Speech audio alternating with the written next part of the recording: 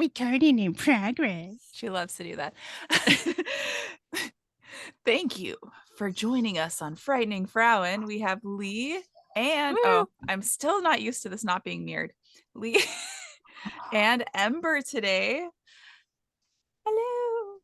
I wanted Ember to come on. She was actually one of the first people I thought of when we started the podcast. So I was happy when she said she wanted to do it because she is the definition of a frightening Frauen. So I didn't know that. I'm all blushing over here now. Thank you, darling. yes, of course. Your story is just so like it's very similar to my past stories and the healing process and going through like everything that you've been through. And I just resonated a lot with your story and just seeing how strong you have didn't have shouldn't have had to be, but how strong you became through it. And it just was huge. And just seeing how hard you work and how much you've pushed through everything. And it's just amazing. So I'm excited for everyone to hear about your story and to not feel alone if they've been through similar things because you're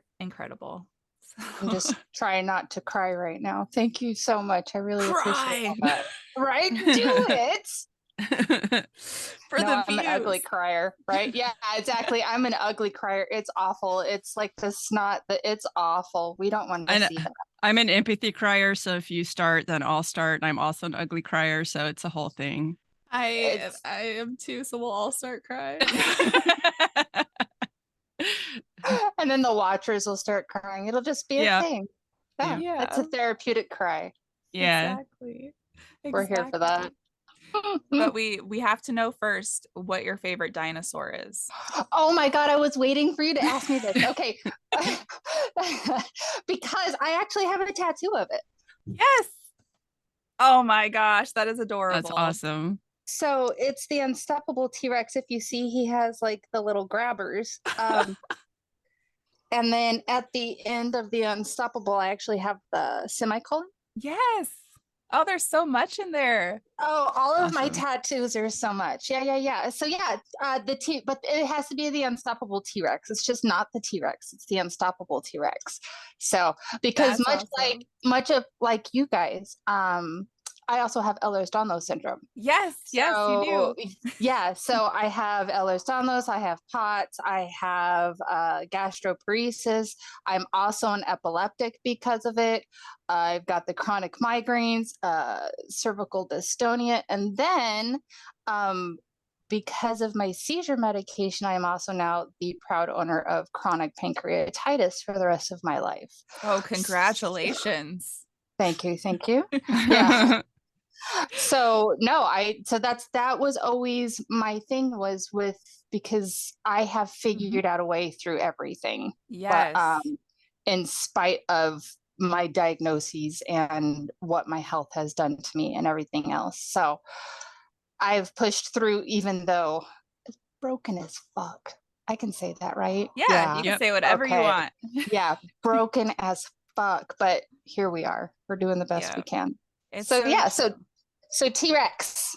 I love it. T-Rex. And I got chills when you were talking about it because we were just talking with our last guest about using our tools. So we have to use our extra tools to be able to do the things other people do. And so it may look different for us doing them, whether it's using a wheelchair or a walking aid or medication, and all those things together help us to do what other people can do easily. Absolutely. Yeah, 100%. And, it's amazing. People don't think of all of the little things. Like, for instance, I'm in the Forerunner community and everybody's always upset when I can't go off road. Well, just the moving of the body, that's too much. That's way too much jolting. And they're like, oh, it's not that bad. No, you don't understand. Just that rocking. So it's even the little things in life we have to, like, I would have to completely brace up if I were to go out. And that's not worth it. Lee knows a lot about this. Yeah, I wanted to do dirt riding and I figured out very quickly just to stick to street bikes because, just like nothing like putting my neck out or throwing some ribs out just because I'm hitting some bumps and Exactly. Yeah, exactly. Literally, we have to think about how our body reacts to everything that we do in life. Everybody else is like, Mhm. oh, it's just a thing. And you're like, no, we literally have to think about all of it. So yeah, Yeah. it's fun. But And yeah, then using those tools is very important, and finding the tools and being okay with using the tools, because Mhm. society has so much stigma on Yeah. all of the tools, right? So yes, when I was so for my birthday weekend, I went up to Minneapolis and I was in my wheelchair for part of it. And uh, because I was having a really bad POTS, and my hips were not doing okay that weekend. And the way people, so they were fine when I went to an amusement park and stuff and I was on in the wheelchair, but when I was downtown in Minneapolis, people treated me like complete garbage for just having a wheelchair. And I'm yeah, like, they just yeah. assume, like, I don't know what the stigma is around using it because it just means I need to sit. Like, Right. Well, because people have a lot of theory that if you're in a wheelchair, then you better not be able to walk. which is not the case at all. And that's why people don't use them and end up hurting themselves more or fainting and having other Hmm. issues or Yeah. just not going anywhere because they're afraid of using a wheelchair because of how it'll look to other people. Correct. Yeah. Yeah. Society doesn't see handicaps as a spectrum. They see it all or none. So Mhm. either you're 100% wheelchair bound because your legs don't work correctly at all, like work at all, or you better be up walking. Yep. And I get that's like, not I the have way it should be. my placard, and for my chronic fatigue, because sometimes it's just, I am lucky to make it to the car. And I haven't had anyone say anything. I have a friend who has a I have. placard who has Crohn's, and he's gotten a lot of like harassment and stuff, but like I'm waiting for it, It's just I'm like every time I get out of the car, I'm like mentally preparing, especially because I have a sports car. So, there's like a secondary thing there. Yeah. Yeah. With your forerunner. Hold on. First of all, I need to know what kind of car. I'm a car girl, so I need to know what kind of car you have. I have an MX-5. I have the hardtop special Very edition nice. one. Yeah. Very cute. Very cute. It is Okay. very cute. Very cute. That's not Yeah. the word I would use for it, but Adorable. No. the thing cuts through corners like a hot knife, it's cooler than cute. Hey, it's cool. It's cool cute.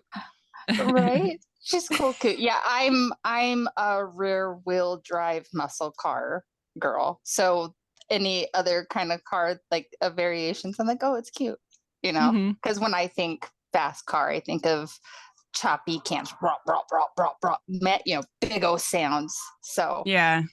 when I think of cars like that, it's cute. So Yeah. I don't Yeah, Mine when I aren't see the big fast. cars, they're just fast and straight lines, and I'm always like, I could beat them in the corners. Whatever.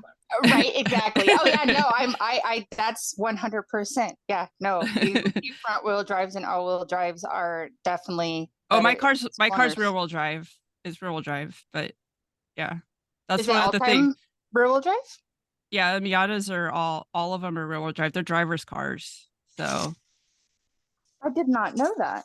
yeah, the other like the MX-3 is a front wheel drive car, MX-5 also, and all the others, but the MX-5 has always been rear wheel drive car.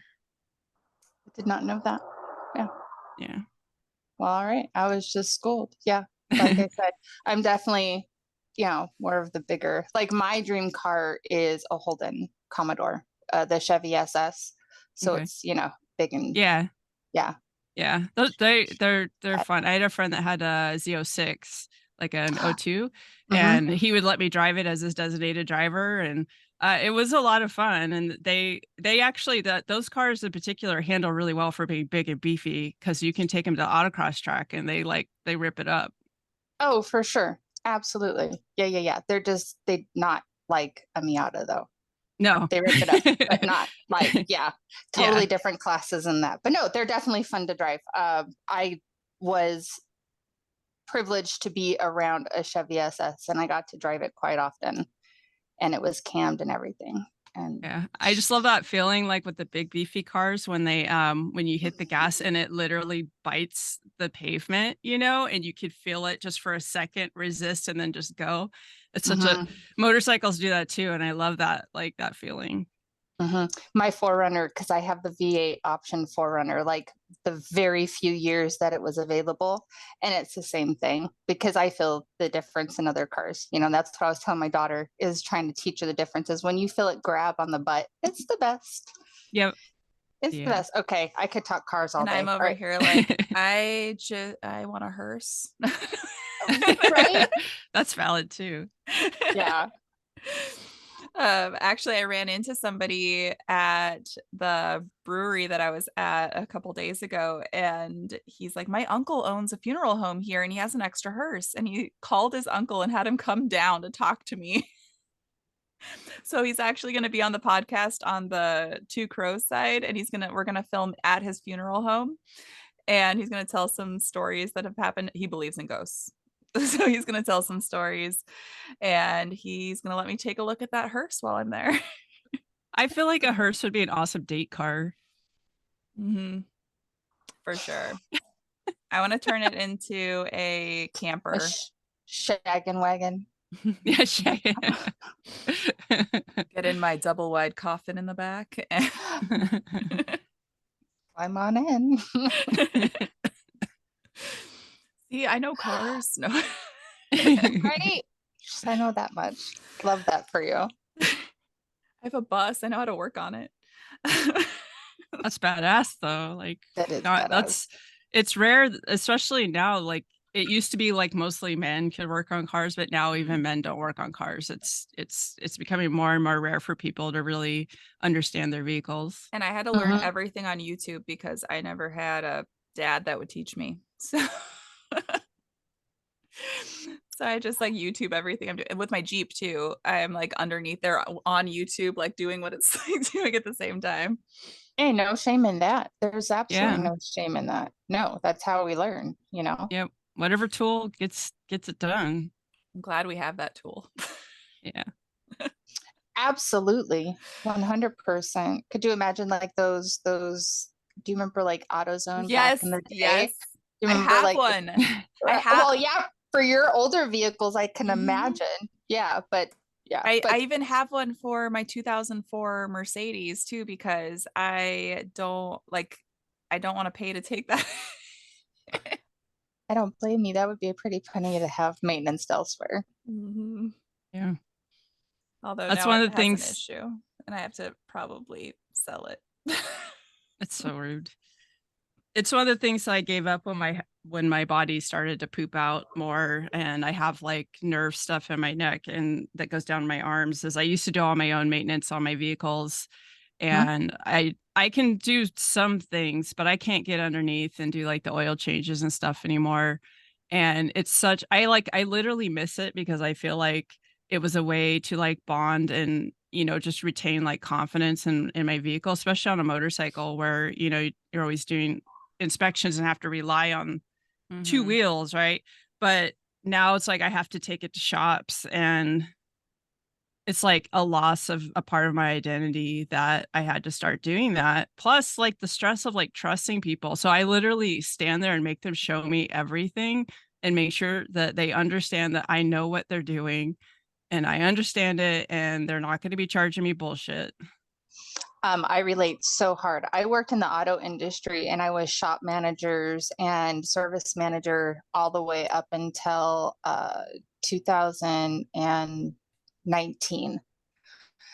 I've worked in that industry. So same thing. I used to do all the work. I grew up working on cars with my mom and dad. But I can't even, I had the molding on the plastic of my Forerunner pop off. So I got new clips and I put it back on. I couldn't hardly move my hands the next day. And that's just a simple pop those clips out. That's not a hard thing at all. Yeah. But yeah, I can't do any of the maintenance. And same thing.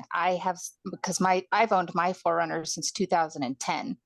I have a very unhealthy relationship with that thing. We're just not going to talk about it. Anyways, so I'm the same way. I won't do it. But I also I have subs and stuff in it.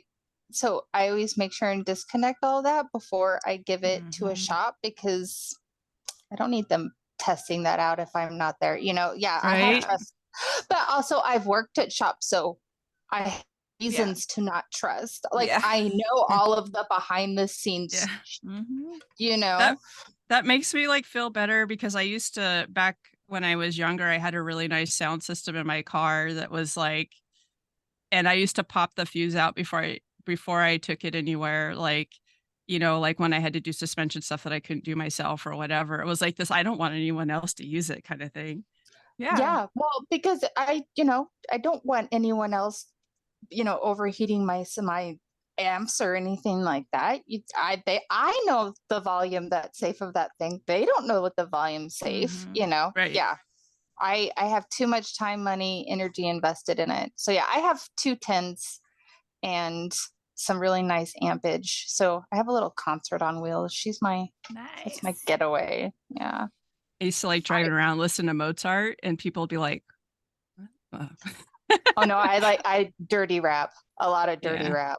Yeah, I I'm a I listen to total a hip lot of hop girl. stuff, but But I had gotten it tuned so it sounded really good with classical, and so sometimes it was just nice to be enveloped in the sound. But Oh, for sometimes sure. it's just really nice to just have the bass like just kick your ass. Oh yeah, like I have to turn down the volume because you can't see anything because your eyeballs are shaking. Yeah. You're like the street's moving. uh, Yeah, that's when it's the bass. If I can't feel it, I don't want it. Like, yeah. So yeah. basically you no, have I the don't I coolest get that. forerunner. I mean, there's definitely way better builds out there, but she's mine, so yeah, I think she's pretty dope. Well, But yeah, we'll say it's yours. Yours is the best. Yeah, you're the thank you. coolest one. Her name is Lexi, if you guys wanted to Lexi. Oh, know. Because she's sexy Lexi. She's just as Sexy sexy as Lexi. Alexis. Okay.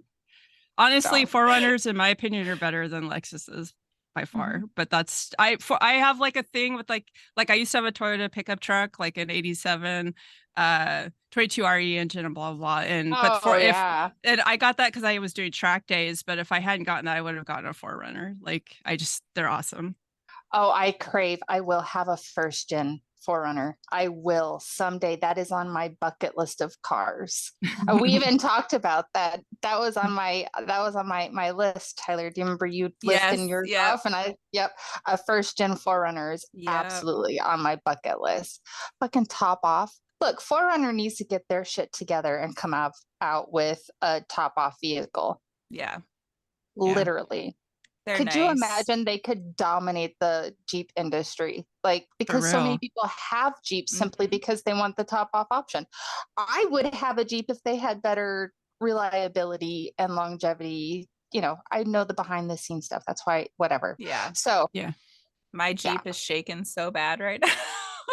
Oh, do you have the wobble, the death It's wobble? so bad right now too, and I fixed everything but one thing, and I think that's what it is. That has to be what it is. So, You literally have to rebuild the entire front end every time that yep, happens. Yeah. yep. Because it No. could be one tiny little thing that's causing all of it. Yeah. It is one tiny thing, and if I would have known, like, you don't know until you get in there and you start working on everything, because some of it you don't know even while you're working on it if that's what it is, because unless you're driving it and looking at it at the same time, you don't know what it is that's loose or wobbling at all, or might have a small crack in it. And so I just replaced it all because I'm like, I'd rather be safe.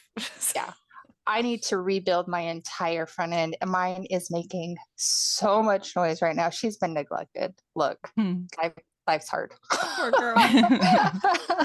Life's hard. Priorities. Yeah. Well, when Shannon came back around, we'll get into that though. Mhm. Um, you know, priorities definitely switched. So Yeah. that's for sure. Which, speaking of that, we can get into your story wherever you want to jump in at it. Oh my And God. Yeah. So I was actually thinking about this in the shower, right? Because that's where us Mhm. ADHDers get all of our best thoughts. And so I was actually thinking that because I have such a vast touch in so many different aspects of like different people's traumas. Okay, so Mhm. I'm gonna start from the way beginning. Mhm. Okay, so first of all, my mom's a narcissist. So I have that being raised by a narcissist thing. Um, then my mom and dad took care of foster kids while I was growing up. So I have that insider's view to that aspect of foster care. So the whole story of, like these kids being taken from these abusive homes just to be placed in other abusive homes that only have them for the aspect of money. Mm-hmm. I have front row seat of that. You know what I mean? And when I look out into the world, I don't see a whole lot of people talking about that part. Mm-hmm. There's not a whole lot of people that are, saying that this is my, I know that those kids were being abused while they were in my home because I was being abused too. Um, and I would love to hear more of that, because that would also validate that the kids that were in the system, Yes. that they could be like, see, I told you so. They were abusing me and everything else. Mm-hmm. I actually have, she's told me that I can tell her stories, or our story. So a girl came into my house. She was a few years younger than me. I want to say she came around when I was like, I don't know, 10, something like that. So she was like 8. Her and I, thick as thieves when nobody else was around. But in front of my mom and dad, I had to treat her bad because they treated her bad and I couldn't get along with her. So if I treated her good, then like I got treated worse. So it was this whole thing. So her and I talk about this conversation. I'm like, I didn't even realize that you realized that. And she's like, oh yeah. She's like, when nobody else was around, she's like, you and I were BFFs. She was Mm-hmm. like, but you couldn't be that way around me.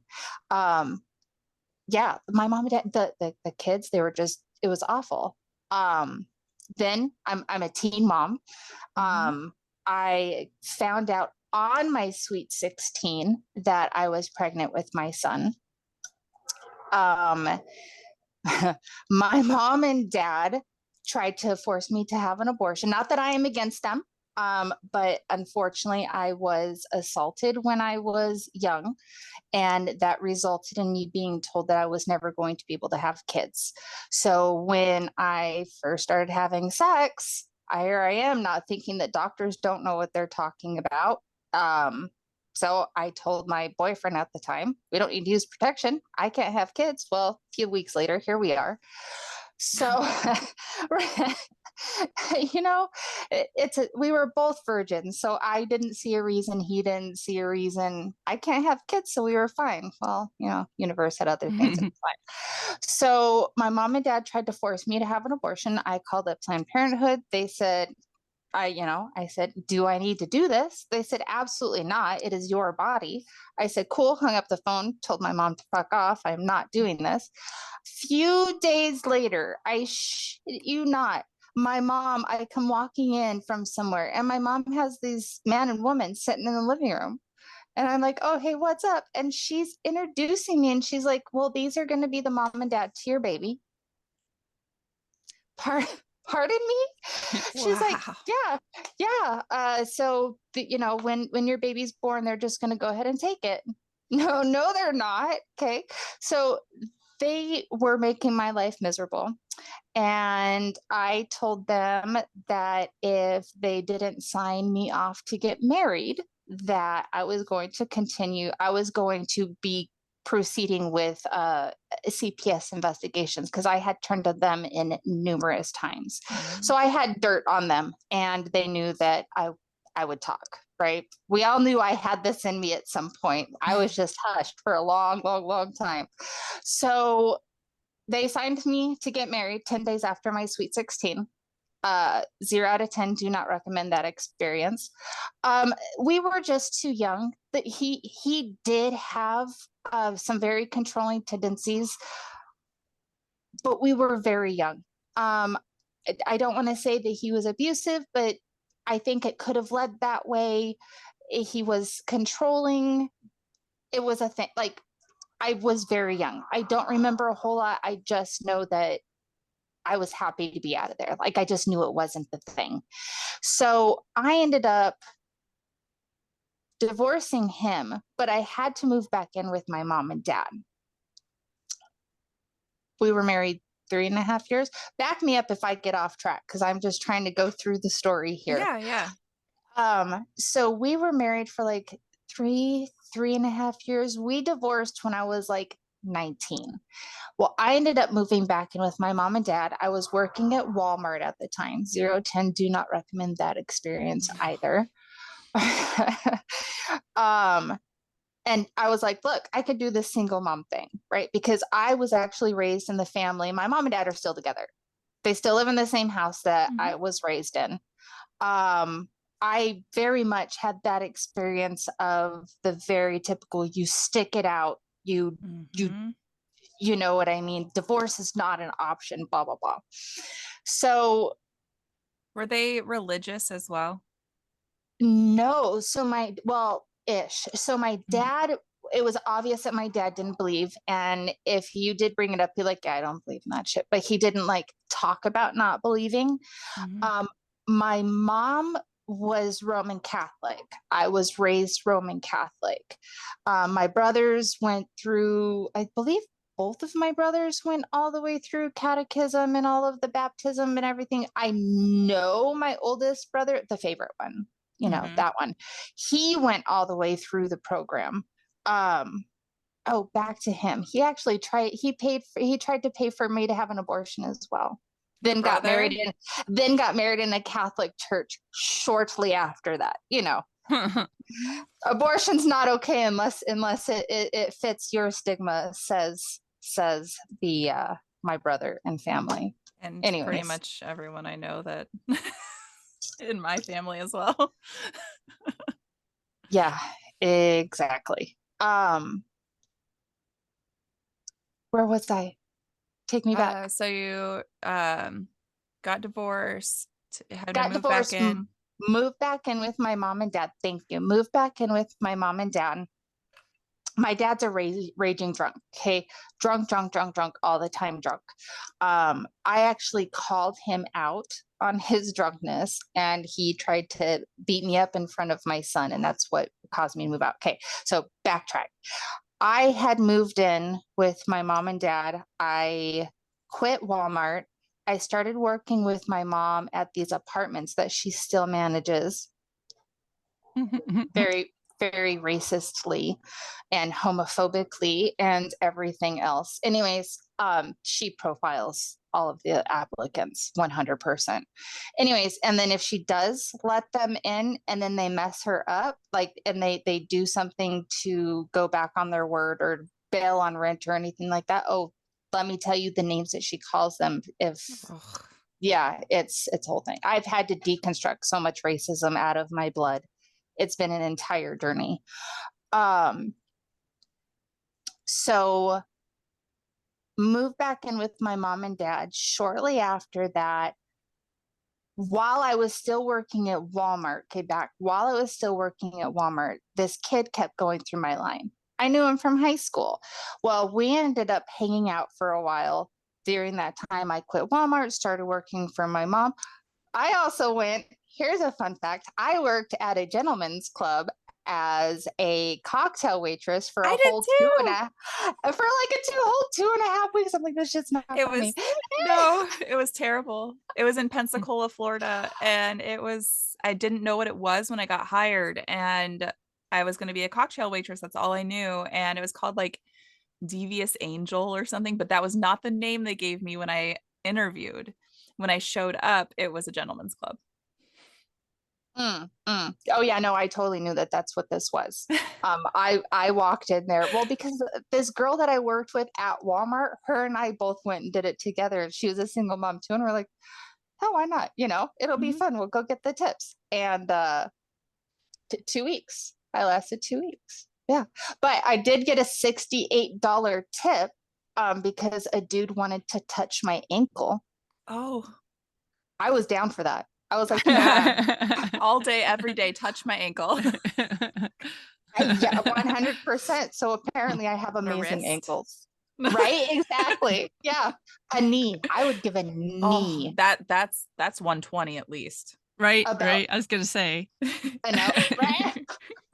I would even what isn't this called like the The weenus? weenus, No, yeah. yeah. I would let him touch my weenus. We Weenus. The flap on the elbow, just so everybody knows. That's an audio. Oh yeah, land. audio. Sorry, guys.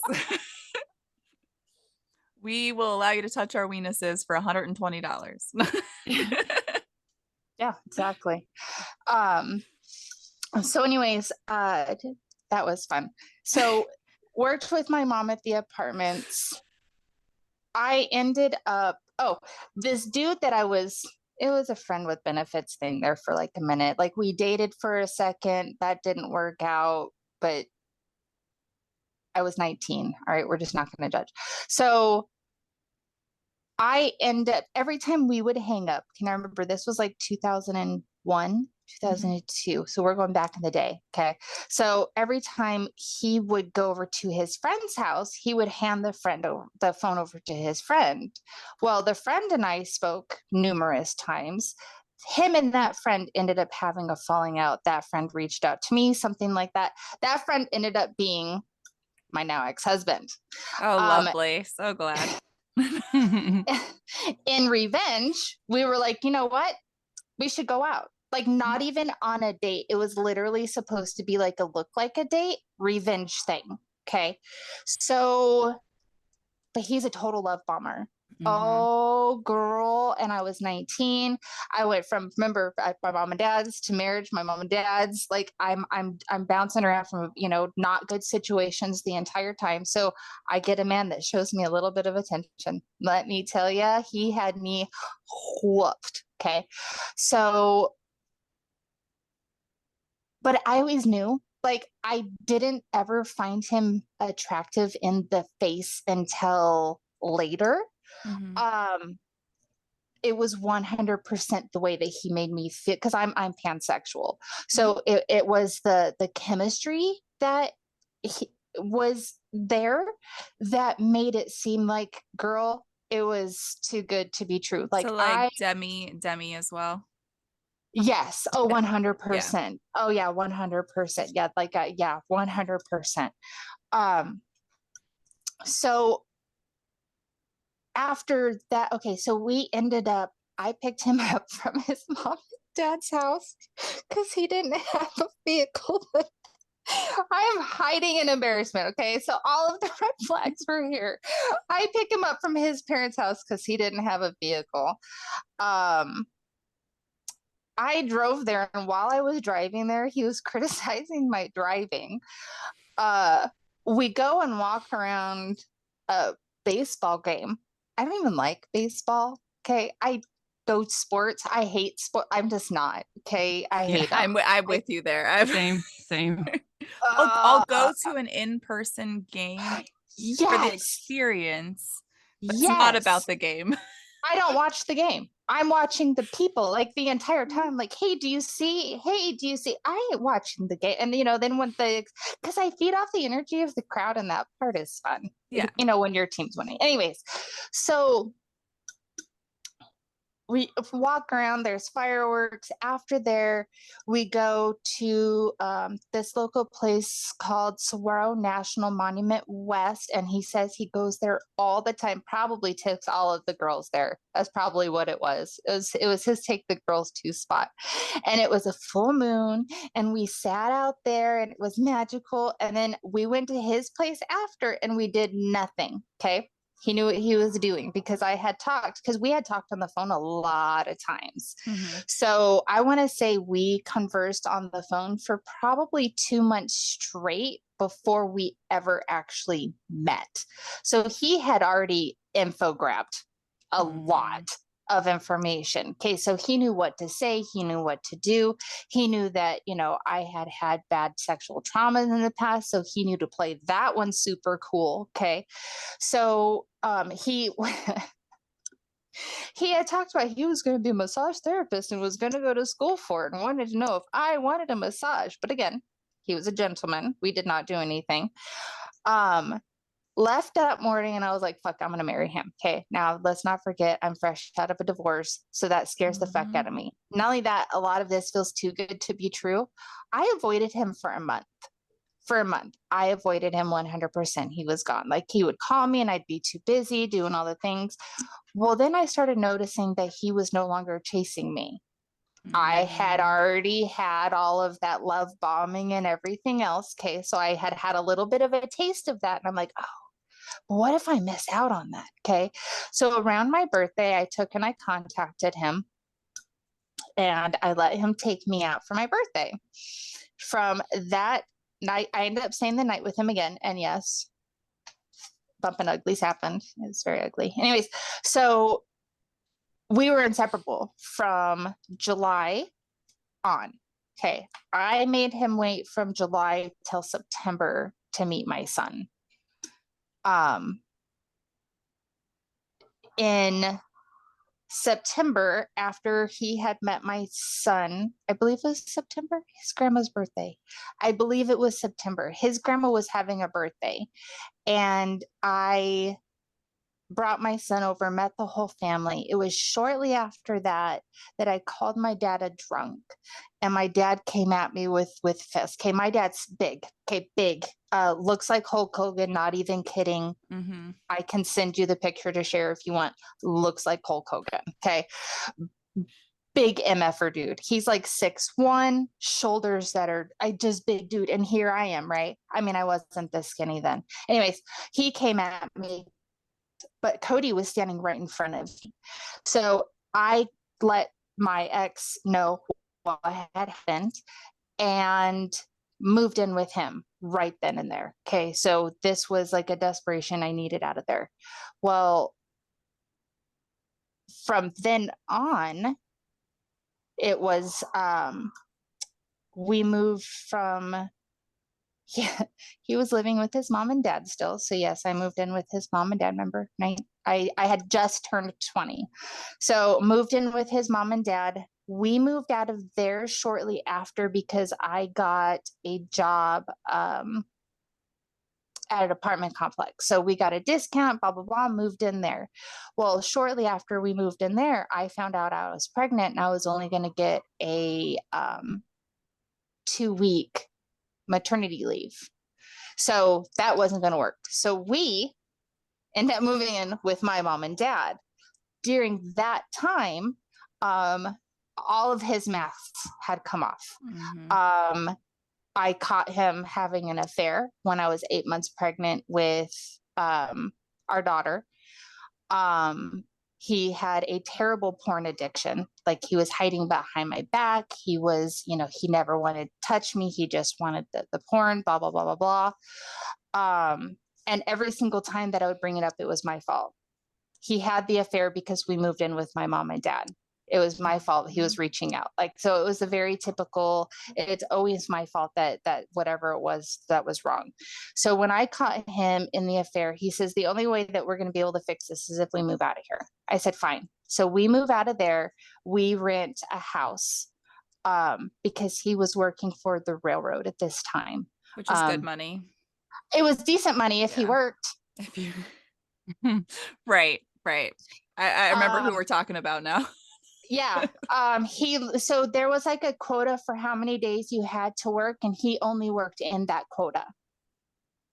So yeah, it was the bare minimum. So we were still broke as fuck with the abilities to not be broke as fuck. So anyways, we move into a house. He promises that, the porn and the affairs and all of that's going to end. It did not.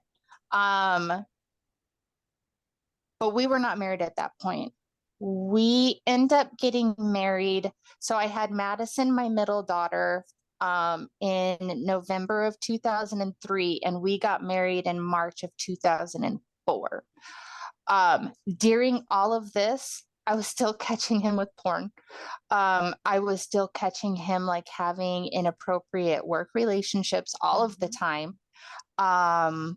But it was always the narcissistic, it was my fault, I'll do better. He'd cry, he'd feel bad, I'd feel it was the cycle, right? So I lived that cycle with him for we were together 16 years, married for 13. I have my son, and then we have 2 daughters together, and then he also has a daughter from a prior relationship that's within a few months age of my son. So to backtrack there, he always told me that she was a parental alienation case, but that is not the situation at all. So during the divorce and everything, I end up having people come into my life. That are like, all right, now I'm ready to tell you the story. Okay, people, if y'all know a story about someone, you should tell them. You should tell them Yes. before Yeah. they marry the person. You should tell them before they get into this relationship. Do not be like, okay, now that you've broke up, I can tell you this. If you're afraid of how they're going to receive that information, like I totally get that, okay? But at the same time, that is on them on how they Mhm. receive that information. And Right. The they'll amount know of later. They will know later because these people have a pattern. They're not breaking it. They're not getting help. It's going to happen again. It's not an if, it's a oh, when. And if they don't accept it, they'll then come back to you later and be like, you were right. I should have listened to you. Yeah. 100%. And like there was like his baby mama, she did try coming to me and I did not listen. Okay. I hear you now if you're listening. But her daughter ended up coming into my life. So I found out that um there's a story that he told me, but it was from a different perspective. Okay, so she lived in Wisconsin, he lived in Tucson. She came down from Wisconsin to visit. The room that they were staying in back at the mom and dad's house, it was like outside of the house. It was an old carport that was closed in. So you had to walk from outside into the front door to get inside. Well, she went to go make a bottle. And when she came back in, she caught a pillow over the baby's head. And he claims that he was playing peekaboo trying to get her not to cry. She was 1 month old. She was 1 month old.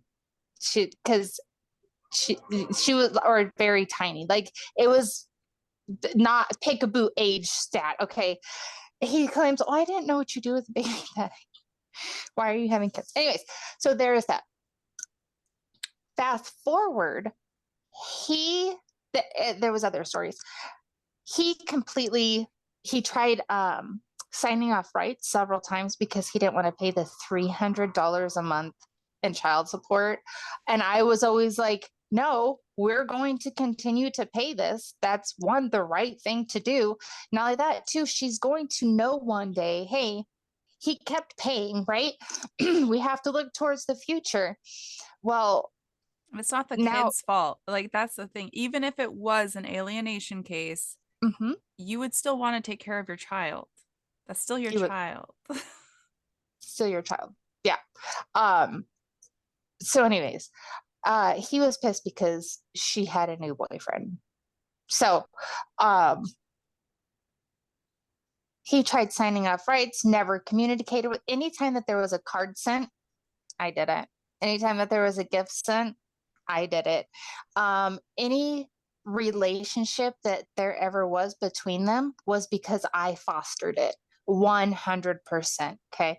So when all of this happened, the daughter came into my life. Mhm. And she ended up telling me that he essayed her when she was 15. So she came out to visit the first time ever. So he saw her when she was 3 and then not again until she was 15.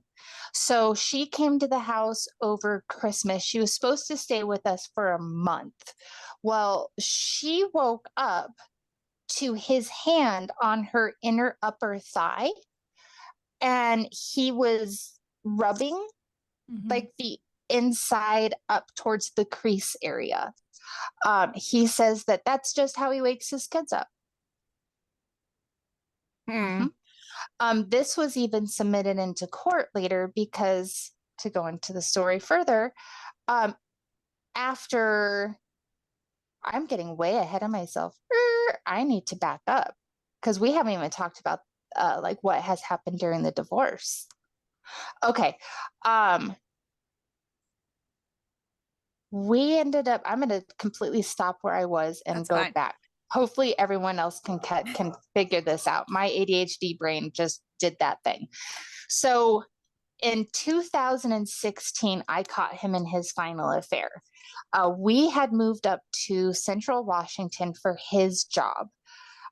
When I caught him in the final affair, I needed to come back home. Where did I come back home to? Oh, Oh, yay. downtown house. So when I came back home in October of 2016, I originally had my daughters with me. Chaos happened up in Washington, and him and his affair girlfriend decided that they wanted to be a happy little family. So he then wanted the kids back. So November of 2016, just a month later, he came down and he convinced the kids to go home with him. My middle daughter was telling me that if I didn't let her go, she was going to off herself. And we had already been having issues with mental health crises. I was not going to be the reason for that, right? And not only that, I was not okay. I was not okay. I was coming off a 16-year trauma bond. Um, all of this. Okay. So there was a lot of layers. I lost my damn mind during this And time. honestly, it's not just 16 years because you also had it with your parents. Yes. So Yes. it's a whole lifetime of trauma bonds. Oh yeah. Well, then there's another one after it. So we'll get into that story next. So, when he came down, he convinced the kids to leave, and then he alienated my kids from me at that time. So he convinced the kids that I was no longer wanting to be a mom. I would rather go off and party. I would rather go off and be, a sleut and do all of the things, which, yes, I was partying at the time, but no, I was not sleuting it up. Even if I was, that's my prerogative if I wanted to. But I'm Demi. You can't sleut if you're Demi. It's Right. It just takes more doesn't than a work. night out. I really want to. Like, I want to sleut so hard, but I can't. Me too. So, I actually, yeah, I have complained about it multiple times. Like, sometimes I just hate being Demi because I want to have fun like other people do. I want to see somebody and have my pants go bam, right? But no, instead I need 6 fucking months of getting to know somebody. And then I'm like, wow, they have a nice face. I think I want to take their pants off. Like it's a slow progression from 0 to 100. yeah. Yeah, no, I want a hoe face. I really, because now I haven't had sex in 3 years. I want a hoe face so hard, but here we I are. went 15. And then I settled I'm for someone sorry. that was so reserved that it was kind of not really sex. Not And worth it for the yeah. wait. So I'm still waiting. So I really hope that you figure it out before that. Don't be like me. I might have a talk with my vagina later. We gotta get this just do shit it, figured do it. out. Yeah. So he steals the kids from me. He's up in Washington. In steps, dun, da, da, da, the best friend. Okay. During my childhood, I've been a car girl my entire life. My first car was a 65 Mustang. Oh. And I know, right? But it was on rollers. Like, it didn't run at all. The bottom was so rusted out that it was going to need to go on a rotisserie and get the entire bottom pan put back. Like, it was not in good shape. But my oldest brother got a perfect condition 68 Camaro. Of course. Golden child. Yeah. Well, the middle brother, he bought himself a truck. See, he saw into this bullshit, but he's still in the bullshit. Anyways, I love my middle brother and I miss him. Well, that's a whole other story. So I've always been a car girl. Okay. When I was in junior high, this story still cracks me up. Junior high, one of my friends had an older brother. Okay, we're talking 90s people. He had that long blonde skater boy hair that flowed. Okay. He was a car guy. He was into graffiti. He was into hip hop. We were like the same fucking people. Okay. but I was the little sister's friend. He was not interested. I was in junior high, he was in high school. It was a whole thing. Okay. But then I get into high school and then he sees me in a whole other view. Okay. But I always had like a boyfriend. So Mhm. nothing ever, like we always had like this unspoken crush. Like you just felt it. Okay. I end up getting pregnant, leaving high school. I'm a high school dropout. Left him or left all that whole situation. Facebook comes around. I end up finding him back on Facebook. So him and I have this whole gap. Well, when Facebook came around, I was with my ex-husband. But him and I connected back on the car level. My ex-husband actually he hated all car things. So he would actually pawn me off to my best friend at the time. And he would be like, well, go do the thing. We're going to call him Scott. Okay. So Okay. best friend is Scott. And ex-husband can be, no, that's going to get confusing. Do Francis. Francis is good. Yeah, it's because then I know how to associate them in my head. Okay. So Francis would be like, go do the things with Scott. And I'd be like, okay, fine. So we'd go to the races, we'd go to car shows, we'd go to base meets. Okay. We were all the car things and mutual friend and music buddies. Okay. Because my ex hated everything hip hop, bass. He hated my system in my car, everything. Okay. So when I came back home, the best friend was like, here I am. Okay. So he started actually grooming me way back when. Okay. Mhm. I look back at the situation and I can tell you now, he started grooming me from the time that we met each other again on Facebook. Um, I always had issues with my ex with Francis. I would say things like, oh, birthday passed again, didn't get shit.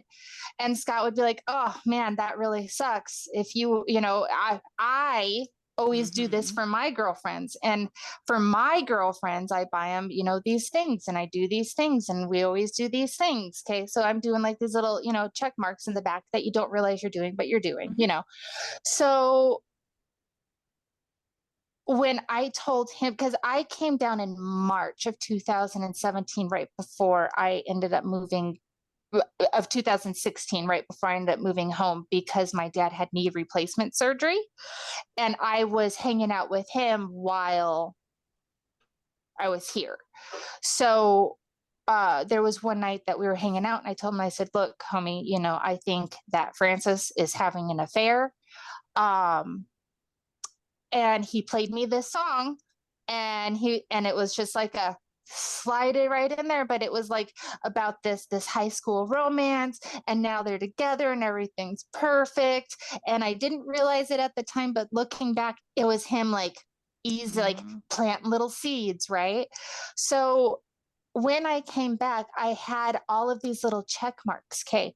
I used to talk about Francis not being like him having a porn addiction. And, he knew about the affairs and stuff like that.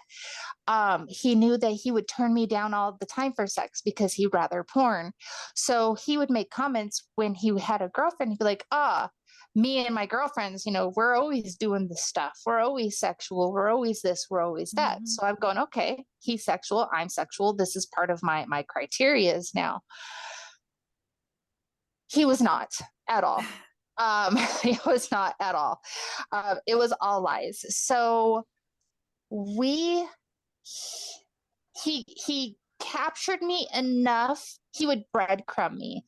Mhm. So he would keep me around enough so that I wouldn't move on. And if I did start moving on, he would reel me right back in.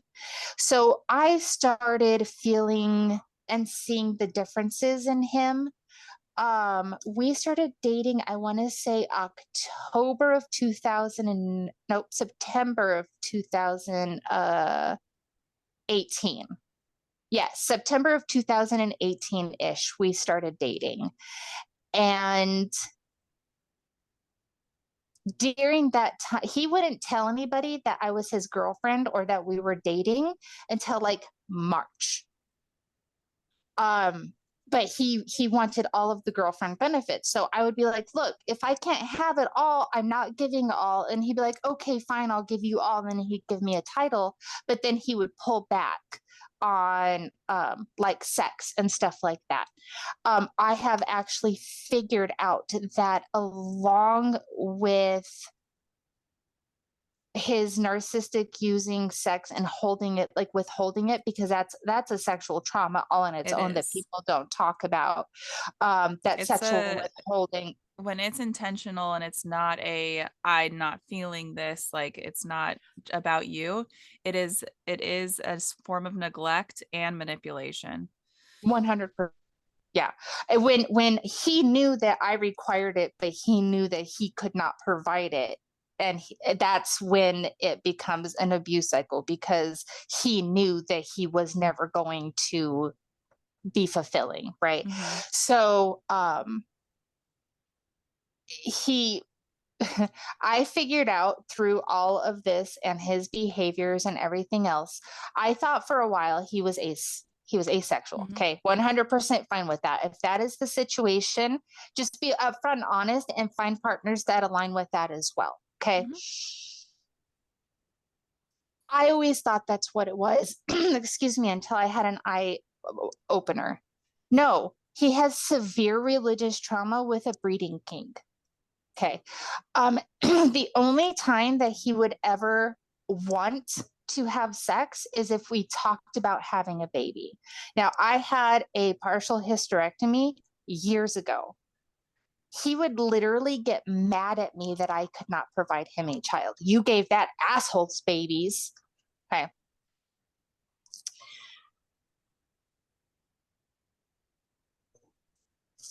Went through the whole cycle with him. We were together 3 years total. I ended up having a complete mental crisis. I ended up putting myself in a mental hospital here in Tucson. I ain't even afraid to say it. Palo Verde saved my fucking life. Okay. Mm-hmm. I put myself in there over Mother's Day of 2008, 19, because I didn't have my kids. Remember, I lost my kids November of 2016.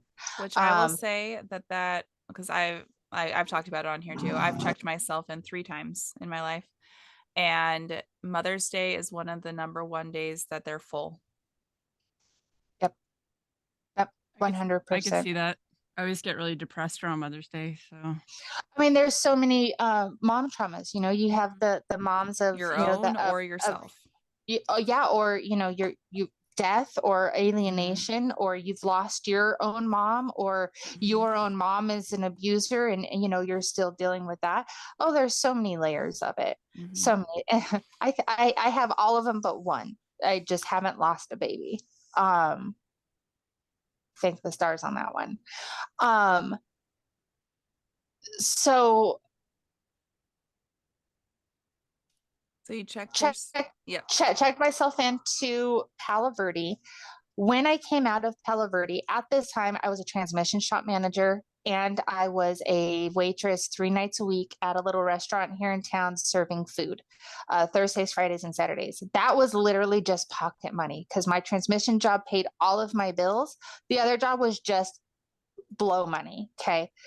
I was doing fine. He convinces me, move in with me because I wanted to put myself into this intensive therapy program.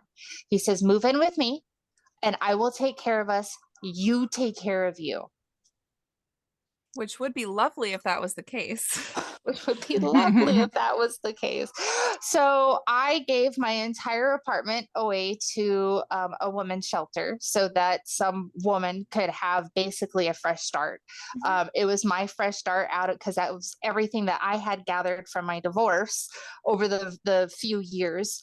And it was enough to get somebody else on their feet. So I donated everything except for my favorite like kitchen things in my bed because I had a good bed, like a few separate things. Moved in with him. Financial abuse starts. So I was never allowed to have money. I couldn't even have $5 at a time.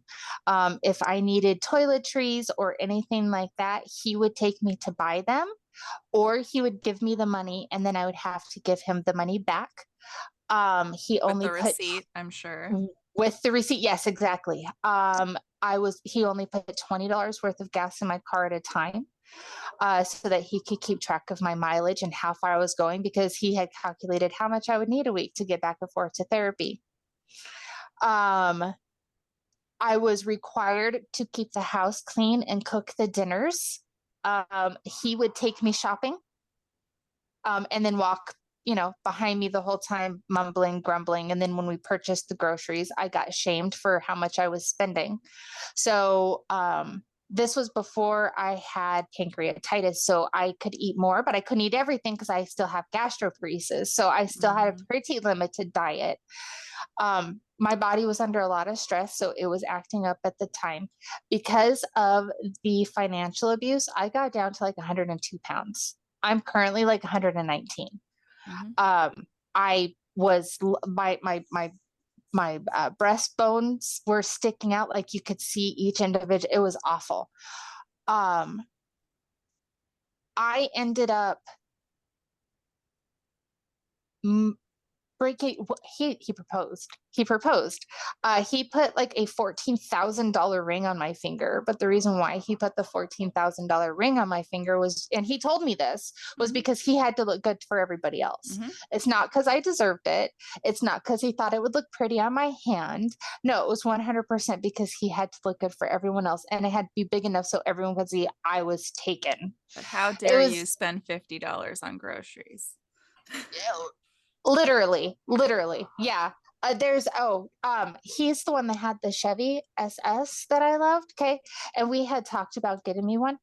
Girl, I couldn't even have a brand new Chevy SS. Like, I couldn't have one. He wanted to get one that like needed to be rebuilt and like a new engine and shit. And he's like, but it's a project. I'm like, no, I'm just not worth a good one. Like, what the fuck? Because Right. you bought a good one for yourself and then added your mods to it. Why can't we buy a good one for me and add mods to it? Like, anyways, Chevy SS never happened. It was one of those love bomby things.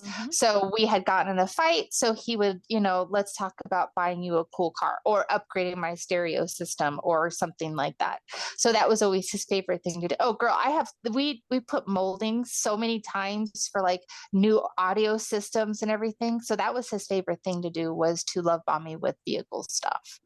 Yeah. So I ended up let's talk about getting out of abuse when you are in financial abuse. Yes. Yeah. The only reason why, because remember, I had quit all my jobs, I had no money, blah, blah, blah, blah, blah. I couldn't, even have gas money to do above and beyond what I was in his spectrum of allowed to do. The way I started my cleaning business. So one of his friends knew that I could never have money because I had confided in them and told them what was going on. This is one of my favorite stories. Okay, this story just lines everything. So they contacted me because her grandma was in her last days in hospice. They were doing in-home hospice. She had Alzheimer's, and her mom took care of the grandma the entire. That's aggressive. The entire time. So everyone's exhausted. Okay. So she had to go back to work, but they needed someone to come and just literally put the morphine in grandma's mouth and let us know if she dies. Like, there was nothing else that could happen, blah, blah, blah. I had never met this lady, but she knew that I'm a pretty compassionate person, right? So she's like, I'll pay you, this is what we would pay a nurse, but we don't have the time to go through all of this, so we'll just pay you. So they were paying me, I don't know, 10, 12 bucks something an hour to sit there. So I did it for first day, and I felt guilty because literally all I had to do was put some drops in her mouth and kind of move her around every few hours, and I felt guilty taking the money for that. So I knew that there was going to be a funeral soon. So while I was there, I wrote my friend and I was like, hey, would your mom find it offensive? Like if I cleaned, she'd been taking care of her mom that had Alzheimer's. She didn't have time to dust the knickknacks and do Mhm. stuff like that. Right. So I'm seeing all of this and I'm like, would your mom be offended? And she's like, absolutely no. And I was like, okay, perfect. So the next day when I went to work, I took and I cleaned the entire house. Okay. Funeral ready. It was gorgeous. I get done a little bit, like an hour before they were due to get home. I got myself a bowl of frosted mini wheats and I went in and I sat down with grandma. I never met grandma. Okay. Never knew her in real life. The only person that I really knew was my friend. Mhm. So I go in, I sit down with grandma and I'm telling her, hey, um, I heard your ornery. So my papa, which is like the men of all men, um, he's ornery too. So when you get to wherever you're going, if you happen to find this dude, do me a favor and give him a high five and a hug. And she goes, ugh, and she died. Oh, Okay, oh. gone, gone. Mm. Okay. I still get chills over it because I cannot explain to you the feeling in that room that very moment. I swear that my papa was like, you're going to be okay, kid. Because after I left that house, I got phone call after phone call after phone calls. Can you do to my house what you did to my mom's house? Oh. Can you do to my house what you did to their house? And that is where Little Red the Cleaning Fairy, my cleaning business, was started. And the only reason why I was able to get out was between a collection of that and the stimulus checks from COVID. If it wasn't for those stimulus checks, I don't know. It would have taken me a whole lot longer to get out because first month's rent, but all of the Yeah, deposits, all of yeah. the things, it's expensive, It's Yeah. so especially expensive. especially for this day and age. Like rent has gone up so much since I even had to go through all of this. Like And oh, groceries and utilities, everything has gone up. everything, 100% everything. Um, if I was this close to having to be in my car. Mhm. Um, and there's so many that have to make that sacrifice. That's what I And did. yeah, it, I, And it's people don't think like they're just like, why don't you leave? Why don't you leave? Why don't you leave? How? And how do I safely leave so that I'm somewhere that he can't find me and he can't easily get to me? Because if I'm mhm, in Yeah. my car, he may have put an air tag on there. He may know where my car is. He may be able to find me. Like exactly. you have to have a plan, an actual exit plan and people. Yeah. And not everyone has that. I did it Yeah. alone. It took me a year of trying to get away before I finally did. It kind of didn't work initially, because even though I got the landlord at the place I was moving into to say that only me and my son could be there, the abuser was not listening to it and was still trying to like move his stuff in there. And then we had a big enough fight that he got mad to stay at his parents. And then I went and hid at somebody else's house for like 3 weeks until he got to that point of deciding that he wasn't going to try to get me back and I was now a bad person. And yeah, but it was like because he used up like my money and it was so hard to Mhm. get away and nobody took it seriously. I kept being like, this is happening to me and I need help, and I just had to figure it out on my own. And I literally got out of that situation and a month later got laid off my job. So I didn't even get a chance to like save up. It was awful. So and then I was unhoused at that point because I had to couch surf and stuff for quite a while. Yeah. I'm very proud of you guys. So, Ember, how did you, for the people listening, how did you keep your money separate so that you could use it? I hit it. So he didn't know how much I was making. Because by this point, I had already told him that it was done and I moved into a separate room in the house. Um, that was a horrid experience. Any hoozle. Um, so I would hide it because he had access to all my bank accounts. He had access to absolutely everything. So I was storing cash. I had like hiding spots in my Forerunner that I had found that I could put money in. So yeah, it was 100%. You have to be creative. It's really hard. You have to be creative. When So you went through, when you moved in with him, you went in to do like intensive therapy, mhm. and so you were going through like the abuse stuff, but then also doing the therapy at the same time. And did you just not mention what was happening to you to them, or? Yeah, so the intensive therapy was 3 days a week, 3 hours at a time, and it was a group setting. And there was a lot of people that were like, that's not normal. But because I was still, remember, he was my friend before we ever dated, so I didn't only have the intimate trauma bond with him, I also had the best friend trauma bond. And people don't talk about when it's like that grooming from best friend, like the extra layers that are associated with that. um yeah, I forgot the question was.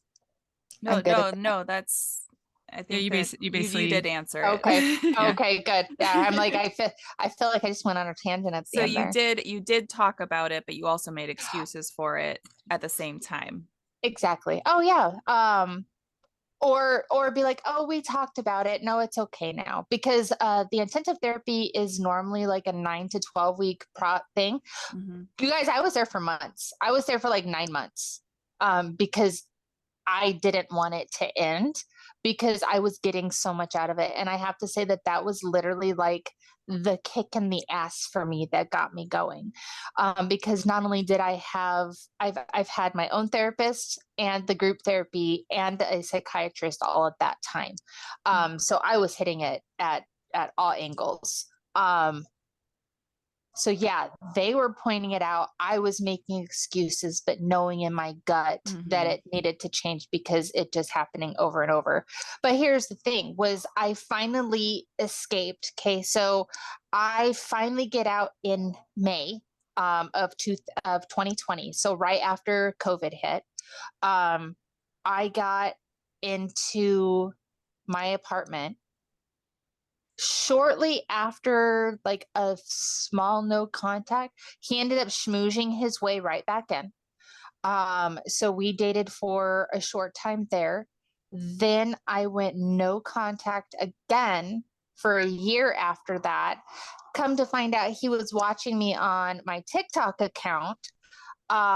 He saw that I was having a really bad flare with my pancreatitis, which they love to use those weak moments, right? Mhm. So he sent me a text and he's like, the universe said I should check on you. And at that time, I needed a ride to the hospital. So he did. He came, picked me up, and he took me to the hospital. I ended up needing fucking 2 banana bags of fluids, and I was Oh. going into sepsis. Like it was bad. Okay. So yeah, thankfully he came along when he did, but at the same time, um, so he came around for that, schmoozed his way right back in. So he would always preface this with like, I don't want anything sexual out of you. I just want to be your friend. And the next thing you know, there we are, just for a week later for him to be withholding and holding it against you again. Mhm. um, because his favorite thing to do was to guilt and shame me, and I still suffer with this now. I'm still trying to work through my own guilt and shame.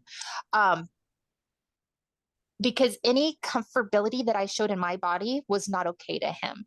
I used to love being naked. Okay. I would clean my entire apartment naked so that when I said all the laundry was done, all the fucking laundry was done, right? Like there was nothing left. And he would text me and be like, what are you doing? Clean my apartment naked? Oh, you really need to put clothes on. That's so gross. You're so perverted. Anytime that like I would be in my own place naked. Like, and it was gross, it was wrong, it was perverted. um his withholding got so bad that when I worked at that little restaurant that I told you about, I was actually making bets with the other staff there that he would turn me down. Okay. So they would come up with a scenario. Okay. So let's picture it. Okay. So they would say, okay, you need like a stripper outfit. So I went to my local sex shop, bought a little stripper get up, got a black light, put a chair in the middle of my room, did a little dancey poo on it, sent him pictures, sent him videos, invited him over. He lived 1 mile away from my house. 1 mile. Okay.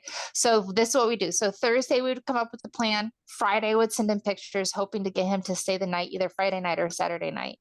He would turn me down 100% of the time. So I was literally making money off of his turn downs. Which was also probably partially a defense mechanism as well for you. I didn't realize it at the Yeah. time, but I was totally trying to justify it, making a game out of it. And then that's at the time when I was thinking that he was just dimmy. I'm like, no, we just, we're just on different levels. No, it's because if I wasn't giving him a baby, he didn't want to have sex. And then this is my mathematical equations. Okay. Now knowing what I know about this man. Okay. He has no kids. He he's been a cheerleading coach, and he is that type of guy that says things like how awesome it is that he has all of this extra respect from the parents of the kids, that he gets to hang out with them when they're not at he gets to have phone numbers and things like that. Now knowing what I know, he was 100% a groomer. Okay. Because on top of all of this, he was obsessed with having a redheaded baby. So I'm not the only one, because I'm a natural redhead on that. Anyways, he only ever dated redheads because he was obsessed with having a redheaded daughter. Someone's born. Oh, I have a train going by. That's me. So the girl that he dated before me, she was only 21. We were in like our late 30s, early 40s when they dated. Okay. And was she one of his cheerleading students beforehand? No. Okay. No, good. but he did find her in the car community. He likes to use girls in the car community because there's another woman that, anyways. So she told me they only dated for like 3 months. She could have kids. Okay. She told me that she was having to hide her birth control and take it behind his back because he wanted to get her pregnant within the first month of them meeting. He told me, like, he never told me how, like, he was very private about what he told me, but he would give me just enough. Like, he told me that there was this new girl that he was dating and made it seem like it had been for a while. Well, his a while was only 3 months total. So during that time, he was trying to trap her down by getting her pregnant. He was stalking her. Like, there was this entire, like, he tried getting her fired from her job. Like, it was this entire thing. So now that I know all of the little tidbits and the fact that he was trying to groom up, okay, so I'm a published model. He dabbles in photography. When I first came home, I was not dating. He was in the process of trying to groom this other redheaded model. He was putting her pictures as the screensaver on his phone. Okay. Tyler, you take pictures of people. Tell me how many times you've used other humans that are not related to you as your screensavers. I have Lee as What? Okay, but it's like your friend, right? So, no, I accidentally did it when she sent me that picture. I and forgot then I about never that. changed. that is I totally hilarious. forgot about that. That is hilarious. Okay, but But coming no, from a model standpoint, never. and have. also coming from a model standpoint, would you feel comfortable having you being some random photographer's screensaver? Okay, No way. So picky about my photographers after one bad experience. And I would not put it past that photographer to have backgrounds of girls that did not give consent on there. But I am so picky about photographers that I use. Yeah. So I caught that. I also, she's a boudoir nude Yeah. model a lot. Okay. Hmm. I caught, he had screenshots No. saved off of her Instagram. He was saving the screenshots. Okay. So I saw these things, Did but did he take the photos of her? Oh, no, even no. oh God. He said that it was for concepts. Okay. But it was always of her. Okay. So I see all of these things. Okay. I Hmm. see how he groomed me. Okay. So I'm putting all this shit together after we broke up. Okay. So putting all this together, he couldn't nail her. He couldn't get her to date him because he's not an attractive human. I'm just Demi, Yeah, and being Demi. Yeah. yeah, like I Beauty and the Beast, right? Like Hmm. literally, I could fall for a beast if they're the right human. A fucking Hmm. two can be a 10 if they're the right person. Yeah. So, not that we go on scales, but just No, but for I feel like they do it on purpose though, because they're like, I can get someone who's Demi because I can make myself what they want and make myself attractive to them. And then they yes, go back to being themselves. And then they breadcrumb that little bits of those things whenever they think you're going to leave. exactly. That's exactly. Yeah, that's exactly. So, I actually reached out to that model twice. And I tried telling her because, like, he still follows her. They're still social media friends. When him and I broke up, he drove to California to go do a photo shoot the next day. Okay. Tell me that lining up, right? We Hmm. know how they work. So I was no longer an option. So he's going to go back to someone that he saw as a possible because a she's had a lot of trauma and she seems easy to manipulate because of that. I don't think that she had arrived into her bad bitch era yet. I think that she was still in the beginning phases of still attracting that behavior. You know what I mean? Hmm. You hit that bad bitch era and like you stop being okay with those type of people following and following you. Anyways,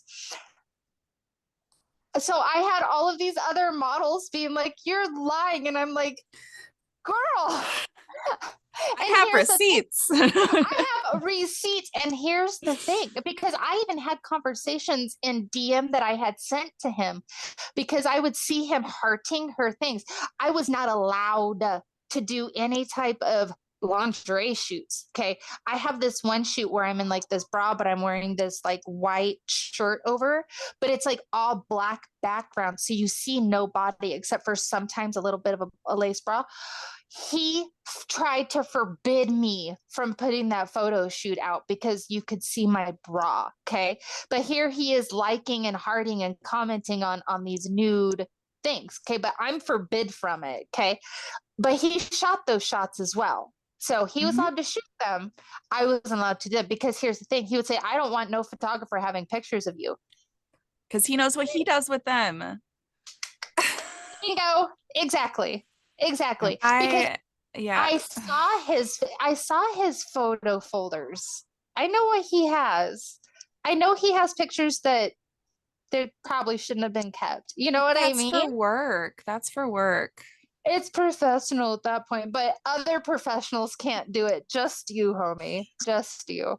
So yeah. So I do boudoir shoots for other people, and Mhm. I only keep them until I know that have them, they have them backed up, and then I get rid of them unless there's a couple that they've released for me to be able to use for advertisements. Right, exactly. But you only keep like your good edited Yeah, ones. You don't yeah. keep the entire, oh no, he kept the entire, all of them. No, all my unedited ones go away first, and then I keep the edited ones that they paid for a Mhm. while. And then after about 6 months after they paid for them, I get rid of those too because I don't need the space on taken up. It's a lot of space. Right. Yeah. Yeah. So he not only groomed me, I caught him in the process of trying to groom others.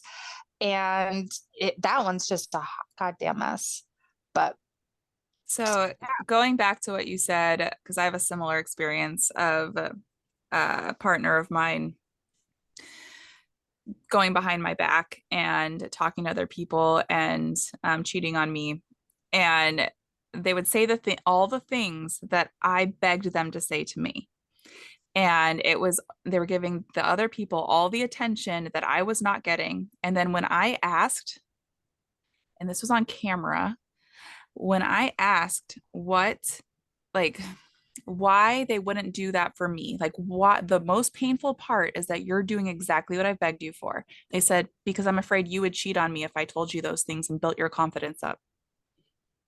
While they're cheating on me. Never mind the fact that one of the primary sources of cheating is when people's needs aren't met. Like, right? Yeah, no, no. Now I want to be completely honest. Okay, I'm going to come 100% open on this. Okay, now I didn't cheat on my ex-husband.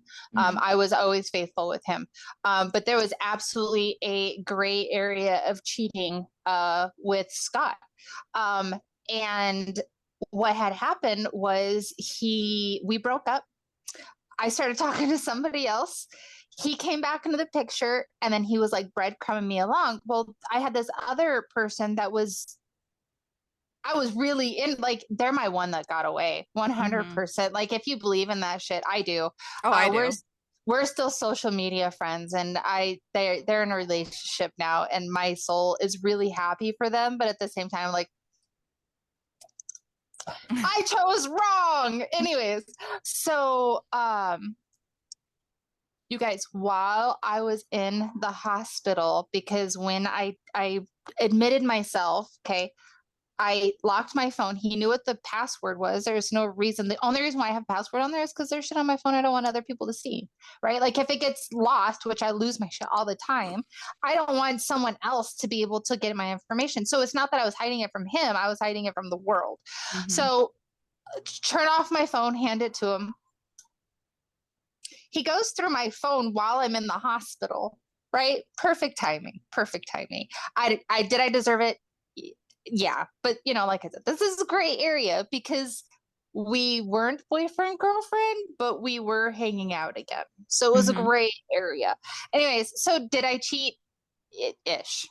So yeah, I want to be open and honest with that, because that is one story that I absolutely, because he tells everyone that the reason why he was allowed to financially abuse me was because I was having an emotional affair with this other person. Like, there wasn't sex, there was emotional, like, we kissed once in the Walmart parking lot. Look, guys, we're classy around here.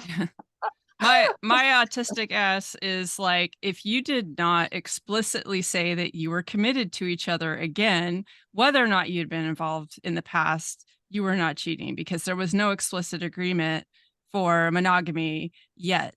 So I don't agree that there's even a gray zone there at all. Yeah.